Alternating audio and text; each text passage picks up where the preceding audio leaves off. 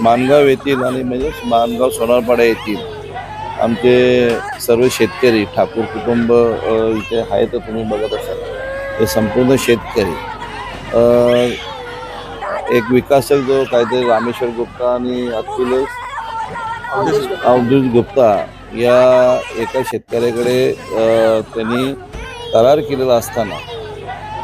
पण इथले सर्व जे भूमिपुत्र आहेत, आपले ठाकूर कुटुंब आहे, सोनारपाडचे सर्व शेतकरी आहेत, ही एक कुटुंबाची मिळून जागा असल्यामुळे यांचा कुठलाही त्या शेतकऱ्याशी करार न झाला आणि न झालेला असताना सुद्धा या रामेश्वर गुप्ता आणि त्याची सर्व मंडळी आज जो सोनारपाडा माणगाव येथे केलेला प्रकार आहे हा अतिशय निंदनीय आहे। कुठल्याही प्रकारच्या पोलीस स्टेशनची परवानगी न घेता,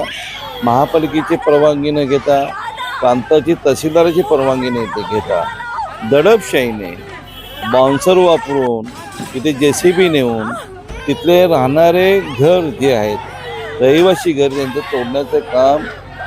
दादागिरीने तोडण्याचं काम त्यांनी केलेलं असताना आमच्या शेतकऱ्यांवर पण हल्ला केला। अतिशय निंदनीय झालेली ही घटना आहे आणि त्यामुळे मी स्वतः आज या मानपाडा पोलीस स्टेशनला आलेला आहोत। आम्ही सर्व आमचे पदाधिकारी असे सर्व शेतकरी बांधव असतील, इथले जे इंचार्ज आहेत संदीपान शिंदे साहेब यांच्याशी चर्चा केली